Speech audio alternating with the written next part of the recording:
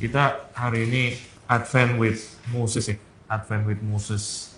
Kita sudah bicara Tuhan yang kita perlu nantikan itu, dan bisa mungkin berbeda sama apa yang jadi kepala kita gitu ya. Hari Minggu kemarin kita sudah ngelihat di kebaktian kalau saudara datang ke Kelapa Gading, bagaimana kita gereja itu memang salah satu identitas yang paling dasar adalah gereja yang menanti gitu ya. Sekarang kita mau lanjutkan tema kita. Ya, kenapa sekali lagi kita perlu belajar, saudara, seperti apa Tuhan yang kita sedang nantikan? Simple kan ya, karena penantian itu kata lainnya itu adalah ekspektasi. Ya. Dan saudara itu hidupnya akan sangat dipengaruhi tergantung apa yang saudara expect dari hidup kan ya. Kalau saudara mengatakan dalam hidup ini ada kalimat yang keluar, kadang-kadang kita ngomong, ya elah, gitu kan ya. Ya elah, itu sebenarnya apa sih saudara? Itu adalah ketika ekspektasi kita itu tidak terpenuhi gitu kan ya. Kita expect something yang lain, tapi ternyata nggak seperti itu. Ekspektasi itu sangat praktis saudara. Kita belajar mengenai apa yang kita harus expect. Pengalaman sedikit di paduan suara di sini gitu ya. Kita belum kan baru buka pendaftaran.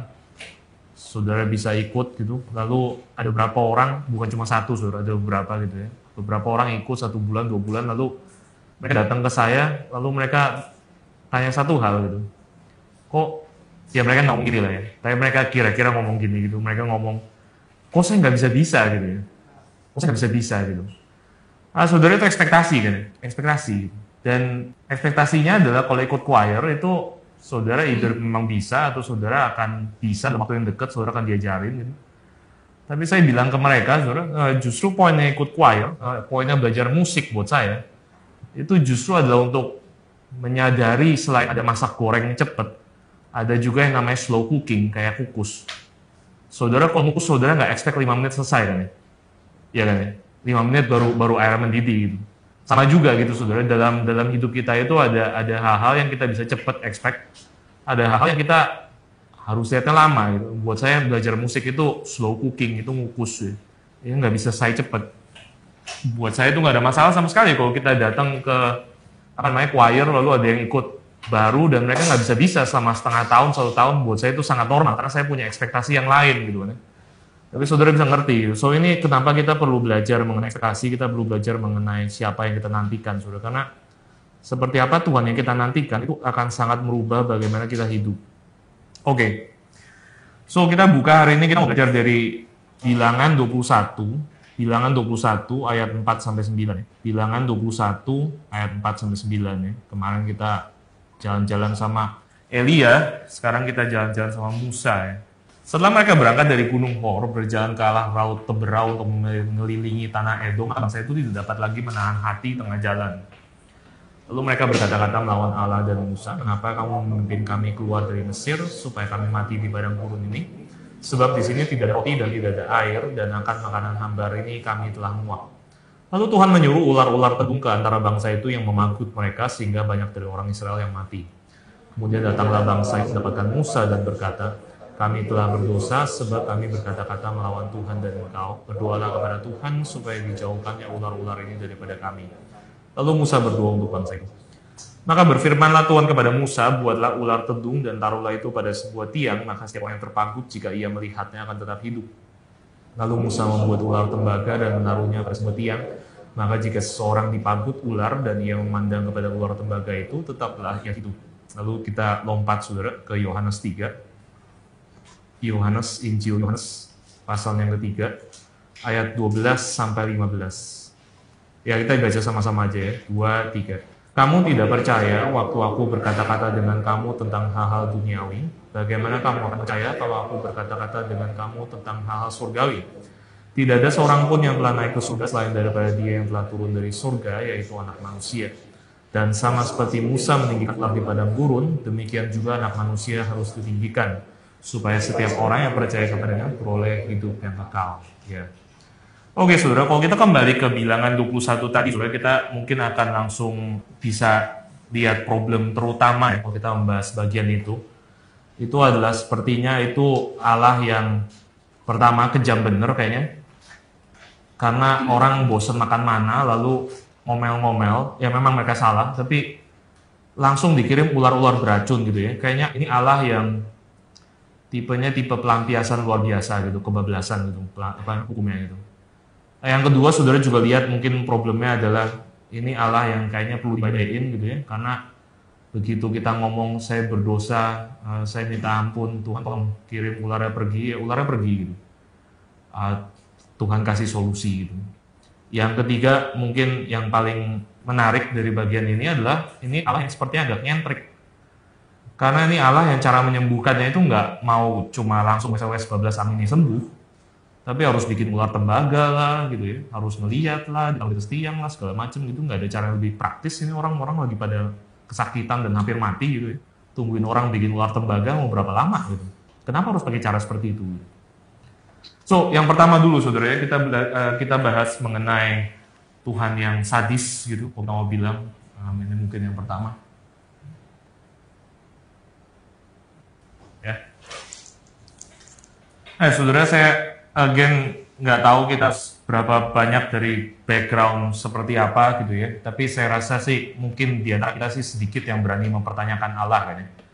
Kok begini aja langsung main kirim ular berbisa sampai banyak yang mati gitu. Ini menarik saudara ya. Kalau saudara perhatikan bahasa aslinya, ular-ular yang dikirim itu pakai kata serafim saudara. Serafim itu kita biasa namanya itu istilah buat malaikat gitu kan ya. Kenapa ini bisa jadi istilah buat ular? Actually sebenarnya kalau kitab saudara lihat itu lebih satu-satunya kali kata ini dipakai untuk merefer kepada makhluk-makhluk surgawi itu hanya di Yesaya, saudara. Tapi di seluruh Alkitab ada 5 kali kata ini dipakai dan kata ini selalu merujuk kepada ular berbisa. Jadi sebenarnya lebih mayoritas itu merujuk kepada ular. Nah, kenapa ular disebutnya serafim? Karena serafim itu artinya adalah the flaming ones, saudara, yang berapi-api. Dan saudara seperti kenapa malaikat disebut serafim berapi-api, karena ya malaikat bisa tampak seperti berapi-api, gitu ya. Maksudnya Yesaya seperti itu kayaknya. Tapi kenapa jadi dipakai ular, saudara? Ini sedikit spekulasi gitu ya, kita nggak tahu secara pasti. Tapi orang berspekulasi karena ini ular yang jenis yang kalau dia menggigit orang, memagut orang, bisanya masuk ke darah orang, itu gejalanya itu adalah bikin kehausan, ya, demam gitu maksudnya, panas, kehausan sekali, dan perutnya rasa terbakar, seperti ada api yang di dalam, so bukan ular yang berapi, tapi ular yang kalau memagut kita bikin kita jadi merasa kayak ada api di dalam badan gitu, so kira-kira kayak gitu lah ya. Saudara bengkak itu pasti panas, setengah mati, nggak enak gitu kan ya, dan ujungnya saudara meninggal.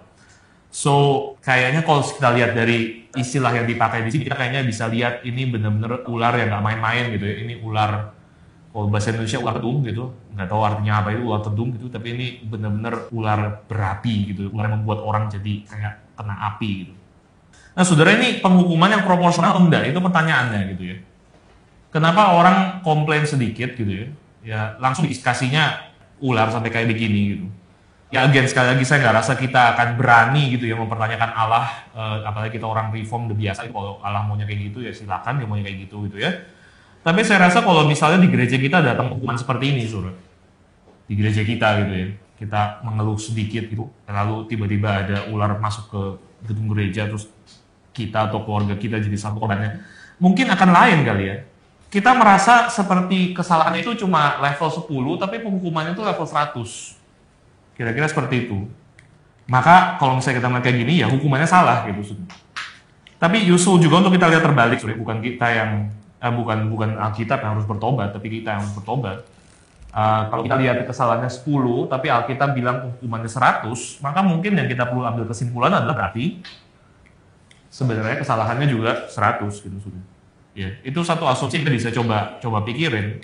In fact, saudara ya, bagian yang pertama ini itu bukan mengajarkan kepada kita Allah yang sadis, tapi Allah yang menganggap dosa sebagai sesuatu yang sangat-sangat serius. Ini bagian pertama yang kita mau bahas gitu ya.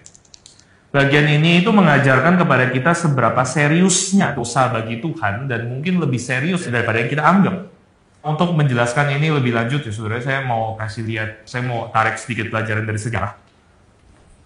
Kita belajar sedikit dari sejarah, saudara tentunya tahu kalau kita bagi sejarah, kita kadang-kadang ada yang zaman modern dan ada zaman postmodern gitu kan ya. Sekarang kayaknya zaman postmodern atau whatever gitu ya. Tapi zaman modern ini kita sebut sebagai abad 18 sampai kira-kira abad 20 awal.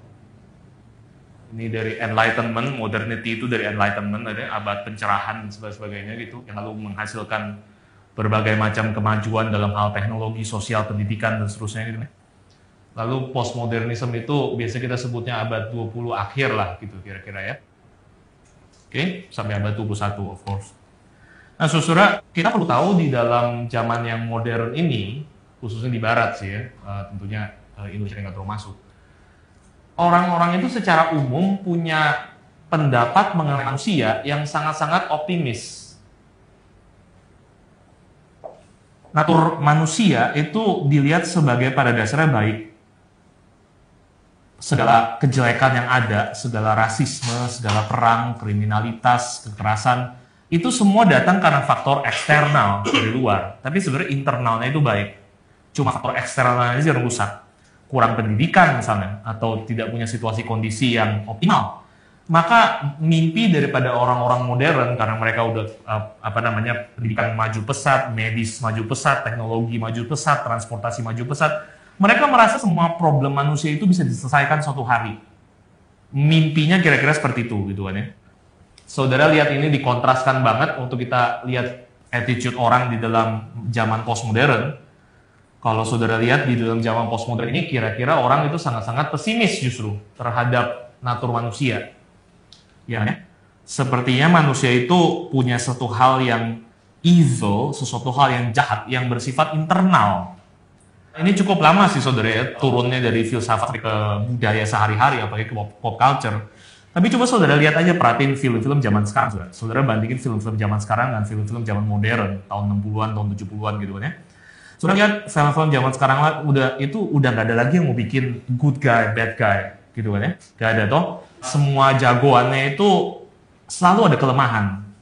Semua jagoan zaman sekarang punya film itu selalu nggak sempurna. Atau bahkan sometimes tokoh utamanya bukan yang baik, tapi tokoh utamanya malah si gangsternya kan ya. Si kriminalnya, si penjahatnya gitu. Lalu dikasih lihat ada polisi yang ngejar dia misalnya. Tapi polisinya dikasih lihat ternyata juga nggak lebih baik. Polisinya juga affair, polisinya juga nipu, polisinya juga korupsi, whatever gitu kan ya. Semua orang ada ininya masing-masing, ada kejahatannya masing-masing, kira-kira seperti itu gitu. Saudara, kenapa bisa ada pergeseran seperti itu gitu ya? Kalau saudara lihat di zaman modern ini, cerita-ceritanya, film-filmnya, segala macam, itu selalu ada good guy, ada tokoh panutan, gitu, Superman gitu. Kalau sekarang Superman juga bisa salah bunuh, saudara. Lain ya? Nah, saudara bisa lihat ini pergeseran sih banyak faktor ya. Tapi salah satu faktor yang paling pemicu, kalau kita mau bilang, itu adalah terjadinya perang dunia.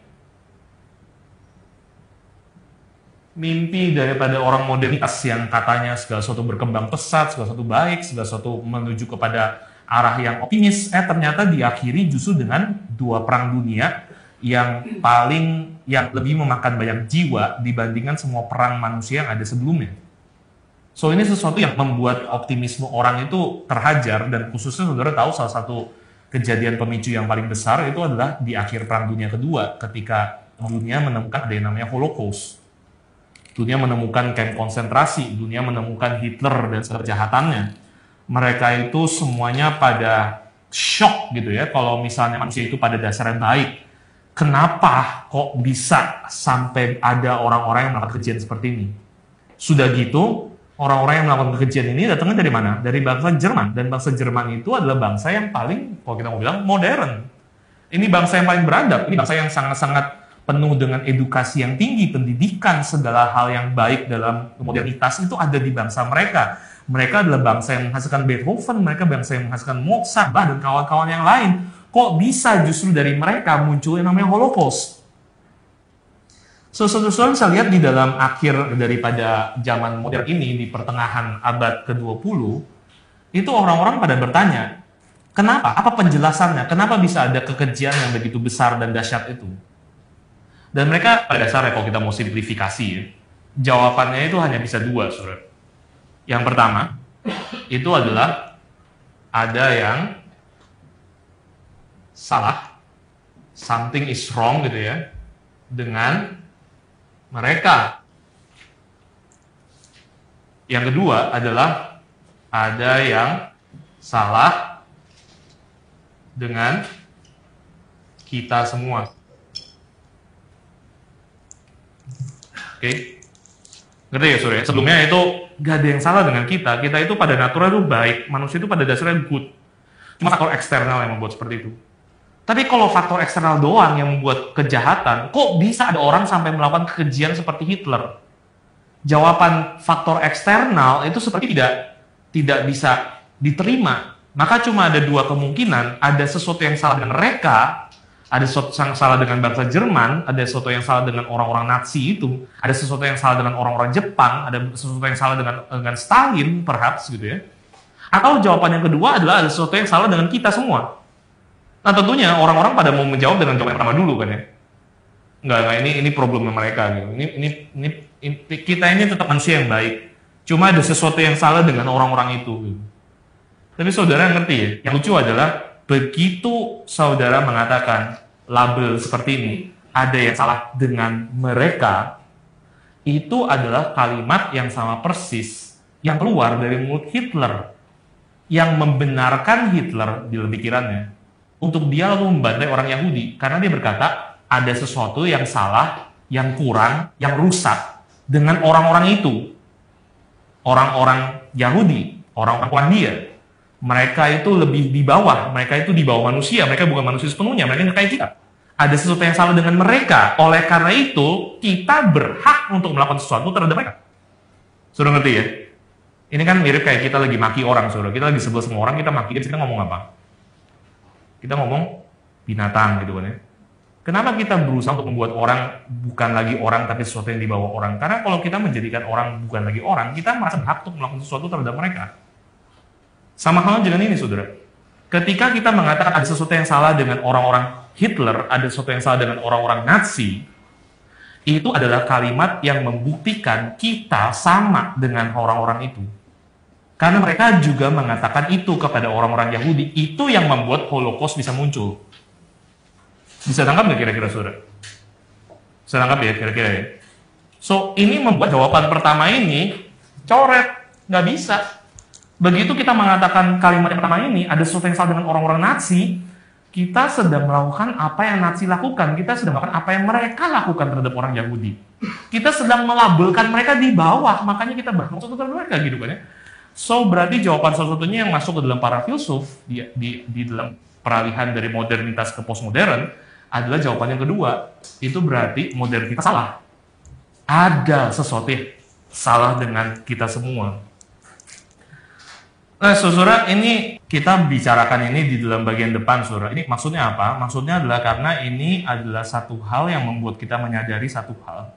Waktu masuk dari modernitas ke postmodern, kita menyadari bahwa semua dari kita itu nggak beda sama Hitler. Kita semua punya potensi yang sama dengan Hitler. Kita juga kita bisa seperti dia. Nggak ada sesuatu yang mendasar, yang membedakan antara dia dengan kita.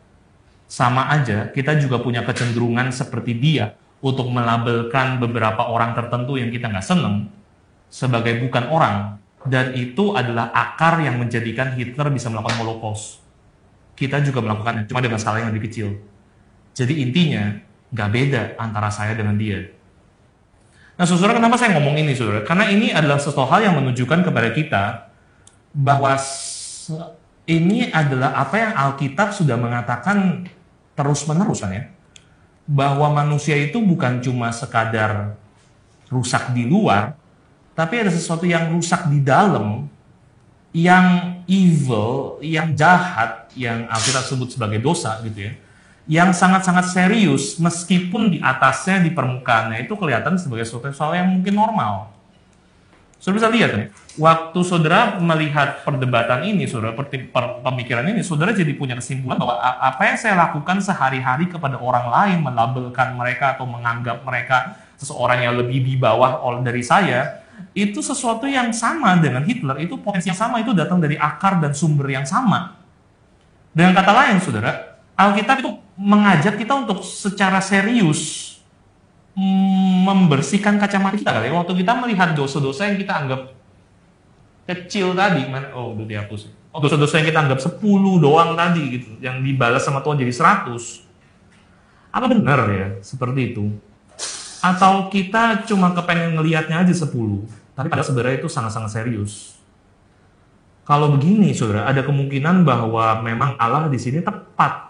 Allah di sini menghukum dosa yang kita anggap kecil itu, yang cuma komplain-komplain, orang kok nggak perkosa orang gitu ya, nggak ngapa-ngapain gitu loh. Tapi kenapa sampai dihukum mati gitu banyak? Tapi dihukum mati juga hukum siksa lagi gitu. Well, mungkin karena Alkitab lebih mengenal natur manusia dibanding kita. Apa itu dosanya, saudara? Apa itu dosa yang katanya sangat kecil dan seperti nggak serius itu, tapi ternyata buat Allah itu suatu dosa yang sangat-sangat serius? Well, itu adalah dosa yang mengatakan, seperti dosa orang Israel tadi, bahwa nggak ada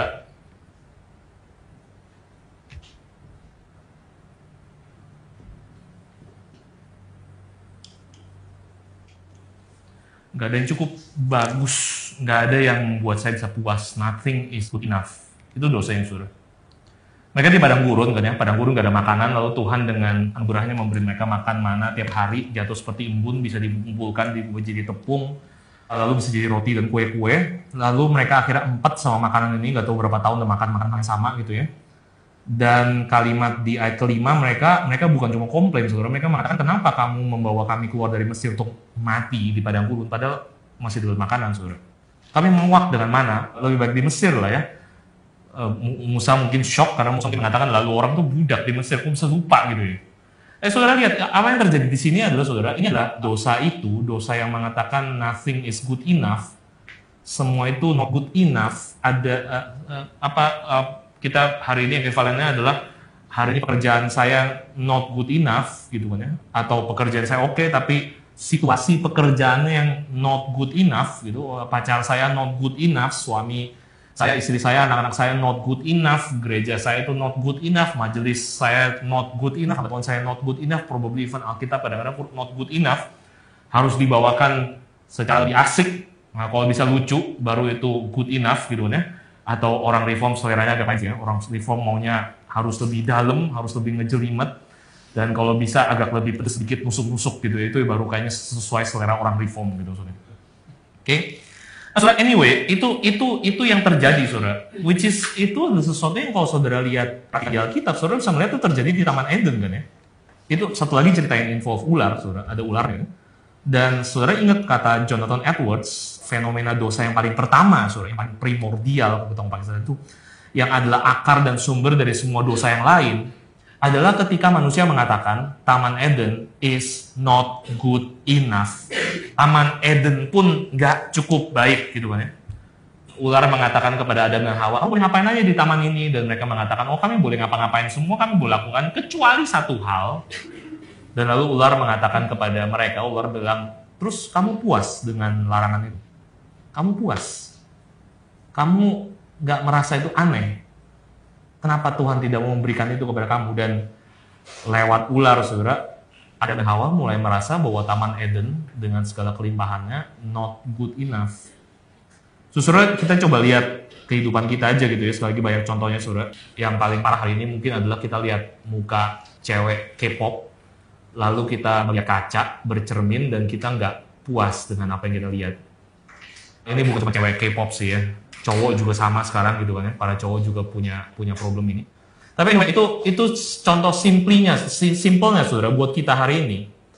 Saudara, hal yang kita belajar dari bagian paling depan ini, saudara, adalah satu hal yang benar-benar perlu jadi disiplin kita ya, waktu kita mengatakan kepada diri kita, mengakui, untuk kita benar-benar menyadari dosa yang serius ini. Dan kalau kita menyadari, saudara, lihat apa yang akan terjadi dalam hidup kita. Kita mengatakan, ya oke, istri saya nggak not good enough, pekerjaan saya juga nggak sempurna. Tapi satu hal yang pasti, kalau saya ada di Taman Eden hari ini, saya juga akan menemukan satu hal yang not good enough di sana. Itu natur dari setiap manusia. Kita bisa nggak ngomong seperti itu, saudara? Kita bisa nggak mengakui hal ini? Bahwa seandainya saya dari Taman Eden hari ini, hati saya pun akan menemukan ada sesuatu yang kurang di Taman Eden. Ada sesuatu yang not good enough, gitu, saudara. Dan oleh karena itu, sebenarnya berarti seringkali kita harus mengakui problem daripada situasi-situasi yang kita anggap kurang baik dalam hidup ini. Itu problemnya terutama bukan di situasinya, tapi di hati kita.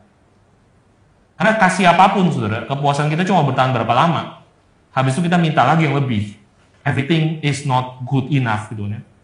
Problemnya utama ini, saudara, adalah dosanya itu adalah kita percaya omongan si ular, kita actually digigit sama si ular, kita dapat bisa fenomnya si ular, dan fenom ini adalah fenom yang mengatakan bahwa Tuhan itu menahan sesuatu yang harusnya milik kita. Tuhan itu nggak mau yang terbaik bagi kita.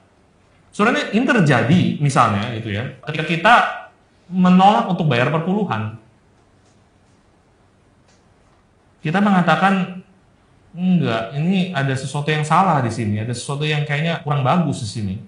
Ada sesuatu yang not good enough, saya harus berpikir bagi diri saya sendiri apa yang baik. Saya tidak bisa segitu percayanya saja melakukan apa yang Tuhan suruh, karena ini akan merugikan saya dan merugikan keluarga saya.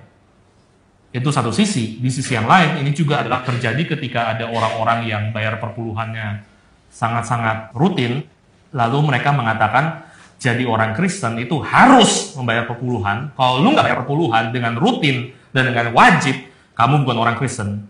Dan oleh karena itu berarti buat dia darah Kristus yang not good enough. Dia harus melakukan sesuatu lebih daripada itu.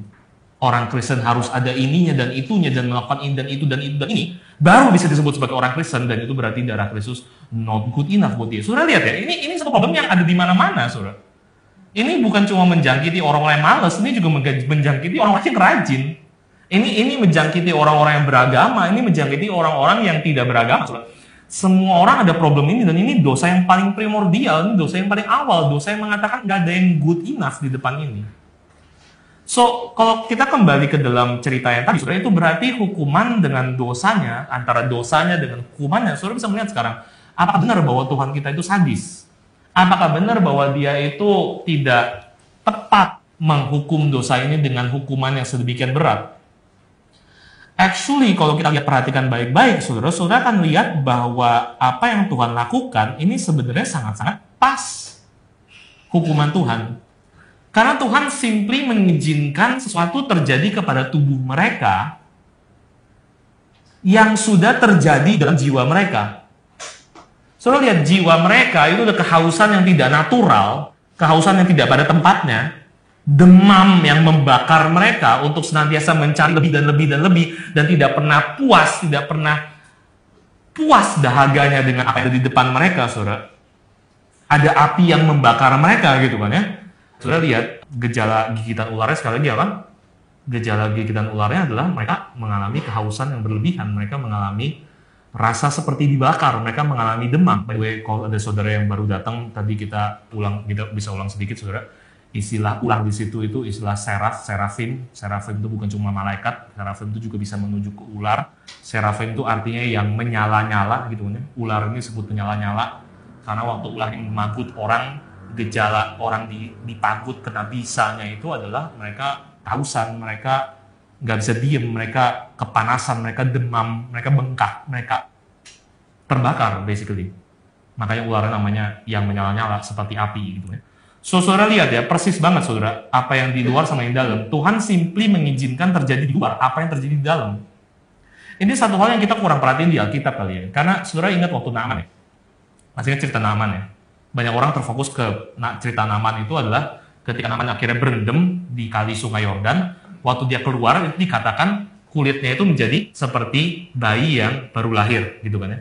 Lalu orang kayak wow gitu ya, kok bisa kayak begitu. Saudara jangan terlalu kaget karena itu simply mirip dengan ini. Itu simply Tuhan mengizinkan terjadi kepada tubuh Naaman apa yang sudah terlebih dahulu terjadi di dalam hatinya. Kulitnya seperti anak baru lahir. Karena hatinya baru lahir baru di dalam Tuhan. Jadi Tuhan simply mengizinkan apa yang di luar mengikuti apa yang di dalam. Secara positif. Cuma di kasus ini, di dalam bagian yang ini, kita lihat justru cerita negatifnya gitu kan ya. Jiwa mereka itu sudah dipagut oleh si ular itu, si iblis. Jiwa mereka sudah kehausan, kebakar dengan perasaan not good enough itu. Jadi Tuhan simply kasih konsistensi antara apa yang di dalam dengan apa yang di luar. In fact, kita bisa bilang kalaupun ada kesenjangan di sini, kesenjangannya itu bukanlah hukuman yang lebih berat. Tapi hukuman badannya itu mungkin kita bisa bilang nggak seserius kondisi dalam hati mereka. Kondisi dalam hati mereka ini yang benar-benar serius. Kondisi dalam hati mereka inilah yang jadi asal muasal dari segala dosa yang lain. Mereka cuma simply dikasih lihat di dalam tubuh mereka apa yang sudah terjadi di dalam jiwa mereka. Bisa nangkap ya? Oke. So, di sini kita bisa lanjutin, kita mengatakan ya jadi keberatan kita tadi di awal adalah penghukumannya sepertinya eksesif gitu ya, kelebihan. Kita baru saja membuktikan bahwa ternyata penghukuman ini bukan sesuatu yang eksesif sama sekali. In fact, ini adalah penghukuman yang sangat-sangat tepat, menyamakan apa yang di luar dengan yang di dalam, gitu, apa yang di tubuh dengan apa yang di jiwa, gitu. Oke, fine. Tapi lebih dari itu, saudara, kita bukan cuma melihat bahwa Tuhan ini bukan cuma Tuhan yang tidak sadis. Ini adalah Tuhan yang sangat-sangat justru beranugerah, even di dalam penghukuman ini. Karena saudara lihat, kalau misalnya penghukuman ini ternyata adalah untuk menunjukkan bahwa yang di dalam itu sekarang di luar gitu ya, menunjukkan di luar apa yang sudah terjadi di dalam, berarti saudara enggak bahwa tujuan penghukumannya itu sama sekali bukan pelampiasan. Tujuan penghukumannya itu nggak pernah retributif, kalau kita mau pakai istilah itu. Tujuan penghukumannya itu adalah edukatif. Tujuan penghukumannya itu bukan untuk membalaskan, tapi tujuan penghukumannya adalah untuk memperlihatkan. Saudara, ini anugerah. Ini satu hal yang tidak pantas saudara diterima oleh orang-orang Israel. Mereka harusnya kalau mati ya mati aja, memang benar. Mati aja gitu, kenapa mesti kayak beginiin. Justru karena lewat hal ini ada anugerah, saudara. Mereka sedang dikasih lihat, dididik. Kamu perlu tahu apa yang terjadi di dalam dirimu. Orang Israel, aku akan membiarkan terjadi kepada tubuhmu apa yang kamu sedang lakukan kepada jiwamu.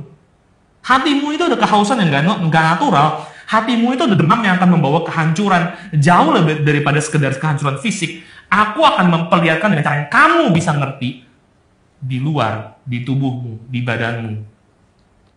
Saudara, ini satu hal yang terbukti tepat, saudara, karena saudara akan terjadi selanjutnya dalam cerita ini. Yang terjadi selanjutnya adalah mereka bertobat actually. Di ayat ke-7 langsung dikatakan kemudian datanglah bangsa itu mendapatkan Musa dan berkata, kami telah berdosa. Sebab kami berkata-kata melawan Tuhan dan engkau, berdoalah kepada Tuhan supaya dijauhkannya ular-ular ini daripada kami. Lalu Musa berdoa untuk bangsa itu.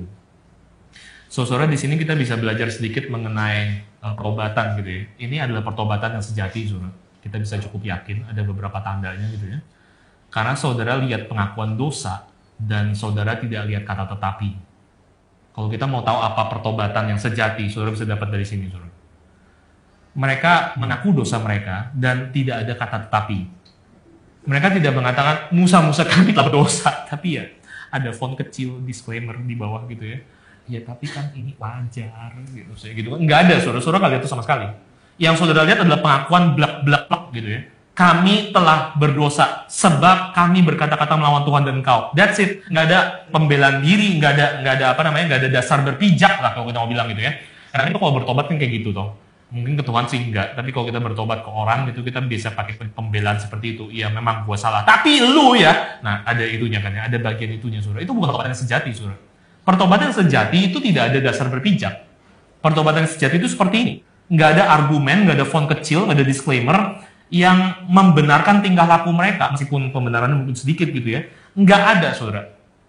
Ini yang pertama, waktu kita mengatakan ada pertobatan yang sejati, yang pertama itu adalah ada pengakuan dan cuma pengakuan gitu ya. Nggak ada pembelaan diri. Tapi yang menarik saudara adalah di sini kita bisa melihat bahwa ini bukan cuma satu-satunya aspek daripada pertobatan yang sejati. Ini actually gini saudara, kita kadang-kadang pikir pertobatan sejati itu kayak gini kan ya. Ya gitu kan ya, ngaku 100% salah sama Tuhan gitu toh. Tuhan, saya nggak salah 100%. Saya nggak ada pembenaran sama sekali. Terus kelanjutannya apa, saudara? Kalau udah kayak gitu.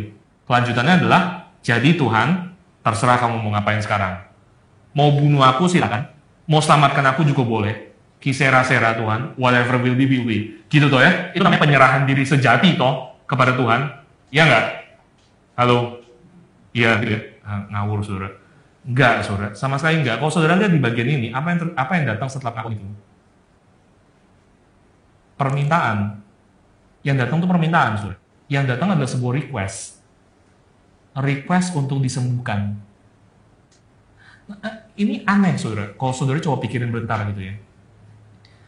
Kalau saudara mengaku habis-habis plek-plek blek-blek di hadapan Tuhan, Tuhan, saya nggak ada, benar-benar nggak ada Tuhan. Semuanya nggak bisa, nggak ada yang bisa menyelamatkan saya, nggak ada yang bisa jadi dasar kenapa saya melakukan apa yang saya lakukan. Nggak ada, ini total 100% nggak ada dasar berpijak di hadapan Tuhan. Saya salah, pokoknya saya salah. Ya konklusi logisnya adalah habis itu kita mengatakan, ya udah Tuhan terserah kamu mau ngapain gitu toh, karena saya nggak ada dasar untuk meminta apa-apa lagi. Gitu. Kemarin ini saya sempat lagi ngobrol sama mahasiswa praktek sore, terus mahasiswa praktek ini ada pengalaman pergi ke PI rumah sakit, lalu satu kali lagi menjumpai seorang ibu yang sakit, dia sakit terlalu parah, tapi lalu ibu ini bercerita sedikit komplain orang Kristen mengenai dia nggak punya anak, dia sudah berusaha punya anak berkali-kali, sudah pakai begitu banyak cara dan uang dan segala macam, tapi nggak dikasih anak. Lalu kalimat yang menarik saudara adalah ibu ini mengatakan, Tuhan kok bisa begini? Karena coba lihat tuh, orang-orang muda yang seks bebas, yang hidup bergaul bebas gitu ya. Mereka kan berdosa, tapi Tuhan malah kasih mereka anak. Sedangkan saya yang setia sama suami saya nggak pernah melakukan semua itu. Saya malah nggak dapat anak. Kalau saudara menghadapi orang seperti ini, biasanya kita ngomong apa saudara sebagai orang reform yang baik? Kita akan mengatakan, lo tunggu dulu bu. Kenapa ibu merasa kalau ibu berlaku baik, maka ibu patut mendapatkan hal-hal yang baik? Nggak ada tuh dalam Alkitab seperti itu. Ibu diselamatkan bukan karena ibu baik kok. Ibu diselamatkan hanya oleh karena anugerah toh. Jadi ya sama bu. Kita nggak bisa mengatakan, oh Tuhan saya sudah berlaku lumayan baik, loh paling nggak saya nggak sejelek mereka. Lalu kenapa saya nggak dapat ini dan mereka dapat? Nggak bisa, nggak ada seperti itu. Ibu sama berdosanya seperti orang-orang itu. Kita semua sama di hadapan Tuhan. Itu jawaban reform yang bagus kan ya. Iya nggak? Ya mungkin saudara dan saya selama ini kayak gitu kali ya. Tapi Alkitab enggak saudara. Saudara, kalau misalnya si ibu ini lalu mengatakan, kita kalau bisa teruskan andai-andai gitu ya, seandainya si ibu ini mengatakan, oh iya ya Pak, benar juga ya, saya salah ya, saya selama ini pikir saya ada dasar, saya ada argumen, saya ada form kecil di hadapan Tuhan, saya bisa ngomong, Tuhan saya paling nggak ada dasar ini, kenapa lalu Tuhan tidak memberikan saya setimpal sesuai dengan apa yang saya lakukan gitu. Oh ternyata enggak ya, benar-benar saya berdosa, pokoknya saya berdosa, 100% saya berdosa gitu kan ya. Lalu ujungnya apa? Kita merasa orang ini bertobat kalau dia mengatakan, sudah mulai sekarang saya tidak akan minta anak lagi. Saya akan mengatakan, Tuhan kehendakku minta anak, tapi Tuhan kehendakmu jadilah. Tuhan mau kasih anak, ya boleh. Tuhan nggak mau kasih anak, ya nggak apa-apa. Kisera-sera Tuhan, whatever will be, will be. Saudara-saudara nggak lihat itu dalam bagian ini. Sekali lagi saudara, yang saudara lihat di bagian ini, ada orang Israel, minta ampun blek-blek, nggak ada tapi-tapi, nggak ada font kecil, nggak ada disclaimer, dan mereka udah kesembuhan. Kok bisa? Itu justru tanda pertobatan sejati. Saudara, pertobatan sejati itu bukan cuma isinya confession, tapi petition, permintaan, request kepada Tuhan. Meskipun tidak ada dasar. Saudara ngerti nggak kenapa begini? Kenapa ini pertobatan sejati, saudara? Well, simple. Kalau saudara, karena saudara confess, saudara tidak ada dasar di hadapan Tuhan, saudara tidak ada kebaikan, saudara tidak ada satupun yang membuat saudara boleh meminta kepada Dia, maka saudara tidak meminta. Ya berarti ini sama aja dong. Ya nggak sih? Model awal adalah saya melakukan sesuatu kepada Tuhan, jadi saya boleh dapat sesuatu dari Tuhan gitu kan. Lalu dibuktikan, enggak, kamu nggak melakukan apa-apa pada Tuhan, semua kebenaranmu itu seperti kain kotor. Oh gitu ya. Oke, berarti saya nggak melakukan apa-apa kepada Tuhan, saya nggak berharap apa-apa dari Tuhan. Apa bedanya saudara? Bisa ngerti ya? Nggak ada bedanya sama sekali. Sama-sama tetap dalam satu framework, satu bingkai yang sama, yaitu saya harus memberi keselamatan atas dasar kerjaku sendiri. Kalau saya tidak bisa bekerja bagi keselamatan saya juga tidak boleh minta keselamatan itu. Saya juga tidak boleh minta berkat kepada Tuhan, karena saya tidak berhak. Tapi orang yang lalu mengatakan, Tuhan, saya nggak ada apa-apa di hadapan Tuhan, saya nggak ada hak di hadapan Tuhan, saya nggak ada dasar di hadapan Tuhan, tapi Tuhan, saya minta anugerah dari Engkau. Bukan karena saya, karena saya nggak ada dasar, tapi saya minta. Tapi saya nggak ada dasar, tapi saya minta. Atas dasar apa? Atas dasar anugerahmu. Ini namanya anugerah toh. Namanya anugerah, bukan karena saya pantas. Jadi saya minta Tuhan, bukan karena kesetiaanku, tapi karena kesetiaan anakmu yang telah bagiku. Aku meminta hal ini. Saudara, apa yang mereka lakukan? Mereka lakukan ini. Ini true repentance, saudara. Seandainya kalau kita ambil ke ibu yang tadi gitu ya, sekarang ibu itu misalnya mengatakan, oh iya ya Pak, benar ya, saya ternyata nggak ada dasar meminta apa-apa di hadapan Tuhan. Saya tidak lebih baik daripada orang-orang yang free sex. Jadi saya tidak ada hak untuk minta anak sama Tuhan. Sekarang Tuhan, saya minta anak. bukan karena kebaikan saya, tapi karena atas besar anugerahmu saya minta anak. Itu pertobatan yang sejati. Sudah bisa ngerti ini? Bisa tangkap kira-kira ya? Ini justru adalah orang yang sudah benar-benar bergeser dari framework, dari bingkai salvation by works gitu ya, bergeser kepada salvation by grace. Soalnya apa yang mereka lakukan? Kami telah berdosa, kami telah berkata-kata melawan Tuhan dan kau, sekarang berdoalah kepada Tuhan supaya dijauhkannya ular daripada kami. Itu true repentance. Interesting ya. Pertobatan yang asli, saudara, maka adalah mengaku total salah, tapi lalu meminta anugerah. Meminta sesuatu yang tidak pantas sama sekali untuk diminta. Itu justru satu tanda pertobatan sejati. Saudara, ini sebabnya sekali respons yang tepat terhadap anugerah adalah meminta. Respons yang tepat terhadap anugerah adalah mendekati Tuhan, actually. Kalau saudara mendekati Tuhan, saudara akan mendekati Dia. Ini satu gambaran yang saya rasa jelas sekali di Alkitab, keduanya, saudara. So, kita belajar apa itu true repentance gitu ya. Tapi sebenarnya poin saya lewat semua ini adalah saya mau menjelaskan bagaimana pertobatan ini bisa muncul. Kenapa orang Israel bisa mendapatkan pergeseran itu? Dan jawabannya ada dua, saudara. Yang kita bisa lihat dari bagian ini,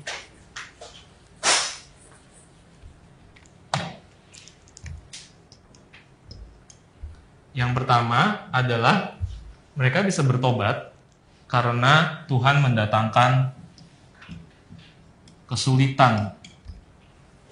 Yang kedua, mereka bisa bertobat karena Tuhan memakai orang lain. Coba kita unpack sedikit-sedikit ya. Yang pertama, saudara, kenapa bisa ada pertobatan yang sejati di sini? Karena ada trouble, karena ada bencana, karena disaster yang Tuhan secara aktif timpakan kepada mereka, yaitu ular-ular serafim tadi gitu ya. Ini apa yang saudara bisa lihat dari ini, saudara? Saudara, ini berarti, iya kan, by the way, jelas kan ya, kenapa semua ini bisa terjadi? Karena lewat bencana yang Tuhan berikan kepada mereka. Tanpa itu, tanpa mereka dikasih lihat di luar apa yang terjadi di dalam, mereka nggak bakal bisa sadar. Iya toh? Itu jelas kan ya? So, itu berarti kalau kita mau tarik satu pengertian, saudara, itu berarti hal yang paling parah yang bisa terjadi kepada kita ketika kita kehausan, ketika kita merasa ada sesuatu dalam hidup kita yang not good enough. Hal yang paling parah yang bisa terjadi adalah untuk kita mendapatkan hal yang kita kepengen itu. Mendapatkan apa yang kita pengen dapat itu. Untuk jadi sukses, untuk dipuaskan in some sense. Karena begitu itu terjadi, kita bakal merasa lagi bahwa ternyata hal ini pun not good enough. Gitu kan ya. So, itu berarti juga kebalikannya. Hal yang paling bagus yang bisa terjadi kepada kita, saudara, ketika kita merasa haus, ketika kita merasa tidak puas, ketika kita merasa hidup kita itu kurang bagus, adalah untuk bukan cuma jiwa kita yang bikin kehausan, tapi Tuhan membuat tubuh kita juga kena kehausan. Saudara bisa terima ini nggak? Kalau ini benar, saudara, itu berarti hal yang terbaik yang bisa terjadi kepada kita ketika kita merasa ini nggak benar kayak gini adalah bukan ini diangkat, tapi actually untuk tubuh kita juga mengalami hal yang sama supaya kita bisa lihat problem yang sebenarnya dalam hati kita. Saya coba kasih satu contoh ilustrasi yang rada sadis ya. Saya akan mengatakan kayak gini, itu berarti hal yang paling baik yang bisa terjadi kepada jemaat yang merasa gerejanya kurang penggembalaan adalah untuk jemaat tersebut itu benar-benar dikasih lepas ke padang belantara dan dikelilingi serigala. Ngeri ya? Tapi kalau misalnya kita mau ambil kunci singkatnya seperti itu, saudara. Hal yang paling baik yang bisa didapatkan oleh jemaat yang rasa gerejanya nggak ada penggembalaan adalah untuk dia benar-benar dilepaskan dan dikelilingi serigala di padang belantara. Kalau itu terjadi, baru mungkin ada kemungkinan dalam anugerah Allah untuk dia melihat apa yang terjadi kepada tubuhnya saat ini, itu simply adalah refleksi daripada apa yang sedang terjadi dalam hatinya. Coba saudara pikirin itu bentar, saudara. Coba saudara pikirin itu disiplin yang kita perlu lakukan setiap kali kita dalam hidup kita ini merasa ada sesuatu yang not good enough. Lalu kita perlu pikirin, berarti yang paling baik adalah ini bukan cuma terjadi dalam pikiran saya, tapi benar-benar terjadi kepada tubuh saya. Supaya saya bisa lihat problemnya itu dalam hati saya. Ngeri ya? Itu yang pertama. Pertobatan yang sejati ini, yang keren banget ini terjadi justru melalui trouble, penderitaan, bencana, penghukuman yang aktif yang Tuhan kerjakan. Yang kedua, kita melihat ternyata pertobatan ini Tuhan bawakan lewat adanya orang lain. Ini satu faktor yang sekali lagi kita perlu tekanin, saudara. Karena saudara lihat di dalam bagian sini, bagaimana Tuhan membawa orang Israel bertobat adalah lewat kehadiran umat Tuhan yang lain. Kita nggak mau panjang-panjang saudara dalam hal ini, karena kita sudah ngomong panjang lebar mengenai hal ini terakhir saya ngisi PA di sini gitu ya. Tapi saudara sekali lagi melihat di bagian ini, itu adalah saudara menemukan orang Israel tidak cuma berdoa sendiri, kalau kita mau bilang, mereka tidak berdoa bagi diri mereka sendiri. Mereka actually minta Musa untuk mendoakan mereka gitu kan ya. Bagian ini sangat penting saudara. Pertobatan yang datang ini saudara, ini datang bukan tanpa orang lain. In fact, coba kita memikirkan sedikit ke dalam kehidupan kita sendiri saudara. Waktu kita pertama kali ketemu Tuhan, atau waktu kita pertama kali mulai serius terhadap Tuhan, coba saudara perhatikan deh, apakah saudara sendirian di situ? Apakah waktu saudara mulai mau sama Tuhan itu terjadi karena saudara sendirian dengan Tuhan? Enggak kan? Selalu ada orang lain kan? Selalu ada orang Kristen lain kan maksudnya? Apakah orang itu menginjili saudara? Apakah orang itu berkhotbah kepada saudara? Apakah orang itu mendoakan saudara? Apakah orang itu mendengarkan saudara? Apakah orang itu berdebat dengan saudara? Apakah orang itu menegur saudara? Nggak tahu lah saudara. Tapi saudara coba perhatikan waktu kita dalam kehidupan pertobatan kita menerima Tuhan, waktu kita mulai serius sama Tuhan, selalu ada kehadiran orang lain. Siapa yang nggak ada saudara? Maka satu hal saya nggak berani bilang mutlak pasti harus ada gitu ya, karena Tuhan bisa pakai banyak cara, tapi cara yang secara umum yang terjadi di dalam hidup kita adalah Tuhan, waktu kita bertemu Tuhan, kita nggak pernah bertemu sendirian. Nggak pernah, saudara. So, Tuhan memakai trouble, Tuhan memakai bencana, Tuhan memakai penghukuman untuk mendatangkan pertobatan sejati, tapi Tuhan juga menggunakan orang lain. Saudara, kita mengakui bahwa keselamatan datang hanya berdasarkan anugerah, tapi itu bukan berarti kalau misalnya berdasarkan anugerah, itu berarti itu hanya urusan saya pribadi dengan Tuhan. Enggak, saudara. Selalu ada aspek komunalnya di dalam pertobatan. Saudara nggak bisa jadi gereja dengan sendirian, ya kan ya? Kemarin kita sempat ngomong mengenai KTB, kita bisa pakai pembahasan yang mirip, meskipun saya mungkin akan ngomong lebih lanjut. Kemarin kita bahas banyak orang yang tetap nggak mau KTB, maunya tetap cuma bisa masuk dan keluar gedung gereja dengan nyaman, dengan santai, nggak terlalu banyak orang yang kenal, benar-benar kenal. Kalaupun ngobrol cuma hanya sebatas basi-basi di permukaan gitu. Di sisi yang lain ada juga fenomena yang lain, saudara. Waktu kita sudah masuk KTB, lalu kita maunya KTB yang itu. Ini banyak terjadi dalam KTB. Ini dark side-nya KTB gitu ya. Yaitu kita nggak mau dipecah misalnya. Kita sudah sekian lama jadi KTB, orang-orang yang dalamnya sudah lumayan lebih bertumbuh, lalu nggak mau dipecah karena sudah nyaman. Atau ada orang baru yang mau masuk, nggak bisa karena kita merasa trust yang dibangun sudah sedemikian kenceng, sehingga kalau ada orang lain yang masuk, itu akan merusak. Ini problem yang sering muncul dalam KTB, saudara. Saudara ini apa, saudara? Tahukah ini apa? Ini udah bisa yang tadi, saudara. Ini fenom yang tadi kan ya. Kita merasa ini not good enough kalau saya harus pecah. Ini not good enough kalau ada orang lain yang masuk gitu. Kan baru aja bisa mulai sharing, sekarang malah mau dipecah gitu ya. Sekarang malah masuk orang baru. Not good enough, saudara lihat apa yang terjadi.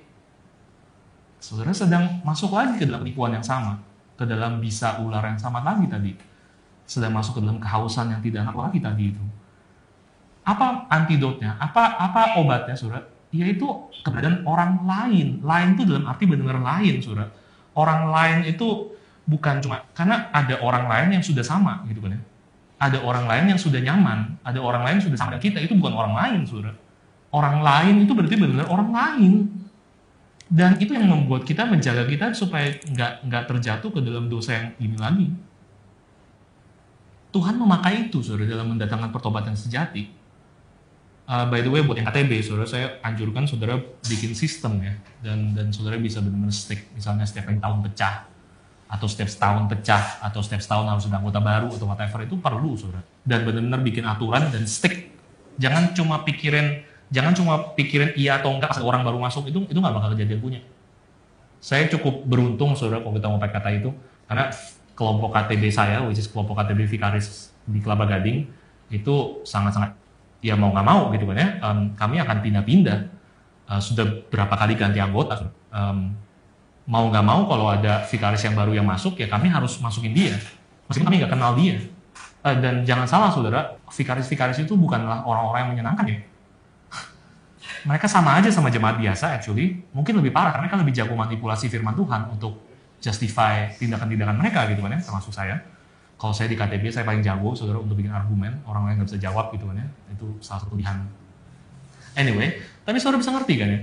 Tapi karena ada sistem ini, karena ada situasi seperti ini, di mana mau nggak mau, suatu hari dia akan pergi, dan kalau dia pindah ke cabang lainnya, biasanya dia nggak bakal bisa ikut terus KTB ini, meskipun kami tidak usir dia. Tapi setiap ada vikaris baru yang masuk, kami harus input, mau nggak mau. Itu sistem yang menurut saya tepat. Karena saudara jadinya tidak kehilangan kelainan itu yang ada di dalam kelompok KTB saudara. Itu suatu hal yang sangat penting, saudara. Tapi ini sekarang kita kembali kemari gitu ya. Again, saudara perlu ingat, by the way saya kutip sekarang lebih tepat ya, D.A. Carson. Saya baca kutipannya, terjemahan saya sendiri. Apa yang mengikat kita di gereja itu bukanlah kesamaan ras, kesamaan income, kesamaan logat, kesamaan hobi. Semua itu adalah yang mengikat grup manusia yang lain. Tetapi orang Kristen diikat bukan karena mereka ada kesamaan pada diri mereka, tapi karena mereka semua telah diselamatkan oleh Yesus yang sama, dan oleh karena itu adalah miliknya seorang. Maka kita perlu mengerti gereja sebagai kumpulan daripada musuh yang natural. Mereka hanya mengasihi satu dengan yang lain demi Yesus Kristus, dan bukan karena yang lain. Saudara, saya pernah pakai contoh ini kan ya. Saya pernah berantem sama seorang anggota jemaat di Melbourne dulu, sebelum saya jadi hamba Tuhan, sama-sama pemuda waktu itu. Lalu kami benar-benar saling nggak tahan lah gitu ya. Lalu sekali kami didamaikan oleh seorang pemuda yang lain, dan dia mengatakan, Jet, kalau misalnya kita dalam keluarga, kita disatukan, diikat oleh darah orang tua yang sama. Dan kita notice dalam keluarga itu kadang-kadang kita bisa memaafkan tanpa harus dimintai maaf. Ya kan? Saudara simply hari ini berantem, besok ya get along lagi seperti normal. Itu namanya keluarga gitu kan ya. Karena ada darah orang tua yang menyatukan. Lalu dia mengatakan pada saya, Jet, lu dan orang ini itu disatukan bukan sama darah orang tua, lu orang disatukan oleh darah Kristus. Kenapa nggak bisa get along together? Terakhir, saudara, jadi kita udah melihat bahwa Tuhan nggak sadis ternyata, Tuhan sangat tepat memakai semua ini, dan ini adalah satu hal yang membawa keluar apa yang ada di dalam, dan caranya ternyata sangat tepat karena pertobatan sejati yang kita lihat. Pertobatan yang bukan hanya mengaku blek-blek di depan Tuhan, tapi pertobatan yang meminta atas dasar anugerah. Lalu kita melihat kenapa bisa semua ini terjadi, karena datang lewat bencana, lewat kesulitan, lewat penderitaan, lewat mimpi yang tidak terpenuhi, dan lewat orang lain. Terakhir sekarang, saudara, tentunya hal yang terakhir adalah mengenai si ular tembaga ini. Kenapa pakai ular tembaga, saudara? Ini satu hal yang aneh sekali, pakai ular tembaga. Orang yang melihat ular tembaga jadi sembuh. Karena ini nggak bekerja dalam baik level psikologis maupun level teologis. Nggak bekerja dalam level psikologis, saudara. Karena saudara bisa bayangin ya, orang disuruh kalau mau sembuh, lihatlah kepada hal ini yang adalah lambang daripada apa yang sedang membunuh kamu. Kalau saya mau pakai contoh yang absurd, saudara, ini seperti seorang yang diperkosa, lalu sekarang disuruh kalau mau sembuh, lihatlah pemerkosamu itu. Saudara bisa bayangin kan ya, trauma macam apa yang akan terjadi secara psikologis kalau orang disuruh melakukan hal ini. Tapi ini yang disuruh sama Tuhan, aneh banget ya, kenapa ya? Digigit ular, kalau mau sembuh, lihat kepada ular. Itu nggak work secara psikologis. Tapi yang lebih penting lagi adalah ini juga nggak work secara teologis, saudara. Ini nggak masuk akal secara teologis juga. Karena di dalam Alkitab, ular itu kita tahu gambaran evil, gambaran dosa, gambaran iblis itu sendiri. Ular itu juga, kalau saudara baca di dalam kitab Imamat, ular itu binatang haram. Dan bukan cuma ini aturan manusia tentunya, tapi saudara mengerti bahwa Tuhan sendiri juga berkali-kali menggunakan gambaran ini berulang kali. Bukan cuma Kejadian 3, saudara. Dia melambangkan setan, dosa, dan maut dengan lambang ular. Tapi juga saudara lihat di dalam kitab Wahyu pun tetap ada gambaran merefer kepada si ular tua, yaitu si iblis itu yang akan dikalahkan. Jadi cerita ini ada di tengah-tengah, tapi bahkan sampai terakhir pun kita melihat Tuhan masih memakai gambaran ular sebagai gambaran yang evil, gambaran yang jahat, gambaran dosa itu sendiri. Lalu waktu Tuhan Yesus berbicara kepada Nikodemus di Yohanes 3 yang kita baca, saudara tentunya mengetahui Yohanes 3 itu adalah bagian yang sangat-sangat penting kan ya. Itu adalah tempat di mana ayat yang paling terkenal itu muncul, Yohanes 3 ayat 16. Dan Yohanes 3 adalah pada dasarnya Tuhan Yesus sedang mau memberitahukan kepada Nikodemus, kepada kita, apa misinya, siapa dirinya, dia itu siapa, dan dia itu mau ngapain. Kira-kira seperti itu gitu kan ya. Dan saudara lihat apa yang terjadi, apa yang Tuhan Yesus katakan persis sebelum dia mengatakan sebab begitu besar kasih Allah. Apa saudara? Yang dia katakan adalah seperti Musa mengangkat ular perunggu itu, demikianlah aku juga akan diangkat seperti itu. Berarti Tuhan Yesus mau mengatakan, inilah saya, inilah misi saya. Kalau kamu mau cari gambaran yang paling tepat untuk mengungkapkan misiku di atas dunia ini gambarannya. Seperti ular yang diangkat oleh Musa itu, keselamatan yang datang dari gambaran yang sangat-sangat traumatis secara psikologis dan tidak benar secara teologis itu. Itulah aku. Ini aneh kan, saudara? Kenapa bisa seperti ini? Bagaimana kita menjelaskannya? Jawabannya ada di 2 Korintus 5 ayat 21. 2 Korintus 5 ayat 21 ayat yang terkenal. Saya akan bacakan buat saudara. Dia yang tidak mengenal dosa telah dibuatnya menjadi dosa karena kita, supaya dalam dia kita dibenarkan oleh Allah. Dia yang tidak mengenal dosa telah dibuatnya menjadi dosa. He who knew no sin, he has made to become sin. Saudara notice bahwa tentunya di sini bukan sedang ditulis bahwa Allah membuat Yesus jadi berdosa, enggak kan ya? Allah tidak membuat Yesus jadi sinful. Allah membuat Yesus menjadi sin, menjadi dosa. Dia nggak berdosa lah ya. Wong di atas kayu salib dia masih bisa mengampuni kok, itu jelas ya. Tapi apa yang sedang dikatakan di sini adalah Kristus di atas kayu salib itu berarti itu bukan cuma mewakili kita. Kristus di atas kayu salib itu bukan cuma melambangkan kita, saudara. Dia melambangkan dosa itu sendiri. Dia melambangkan evil itu sendiri. Itu berarti di atas kayu salib, secara legal, kalau kita mau bilang, dia dianggap oleh Allah sebagai dosa itu sendiri. Dan oleh karena itu, dia mendapatkan bukan cuma apa yang kita patut dapatkan, tapi apa yang dosa sepatutnya mendapatkan. Kehancuran, destruction, saudara. Which is interesting, karena kita lalu mengingat bahwa Tuhan Yesus pernah mengatakan satu kalimat di atas kayu salib, dia mengatakan, aku haus. Dan kita dari tadi lagi bicara mengenai kehausan. Saudara, kita lagi bicara bagaimana gejala dosa yang paling primordial itu, dosa yang mengatakan not good enough terhadap sesuatu, itu adalah rasa kehausan yang tidak natural itu, rasa kehausan yang tidak pernah mendapatkan kepuasan kan ya.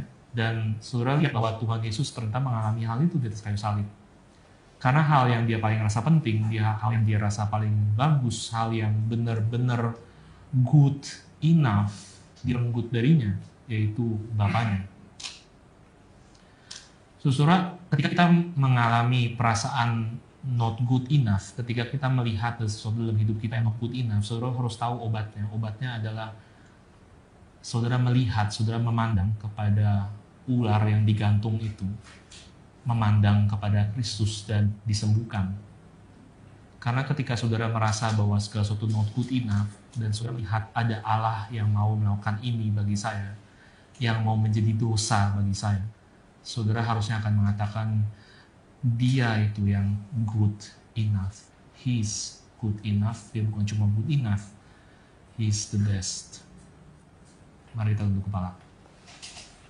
Bapak yang surga, kami bersyukur, dan yang kami minta Tuhan adalah bukan untuk kami dipuaskan, tapi untuk kami boleh mengalami kehausan yang sejati, satu-satunya kehausan yang memuaskan, satu-satunya kehausan yang bukan membawa ke dalam kekeringan tapi kelimpahan, satu-satunya kehausan yang membawa bukan kepada kematian tapi kepada kehidupan. Itu kehausan untuk lebih melihat lagi dan lagi kepada Anak-Nya Tunggal, kepada Tuhan kami, Yesus Kristus, untuk terpesona dengannya, untuk makin melihat keindahannya, bukan hanya untuk mengerti Tuhan, bukan hanya untuk menyadari logika balik kepercayaan dan iman kami, tapi untuk menyadari keindahan, untuk mengalami keindahan daripada keselamatan yang Tuhan berikan. Tuhan, kami berdoa bersyukur untuk apa yang Tuhan sudah boleh berikan pada malam hari ini.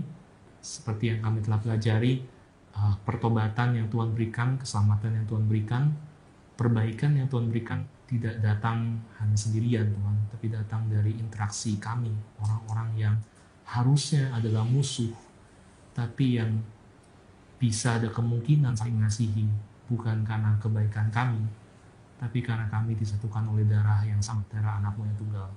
Dalam nama Tuhan Yesus kami berdoa dan bersyukur. Amin.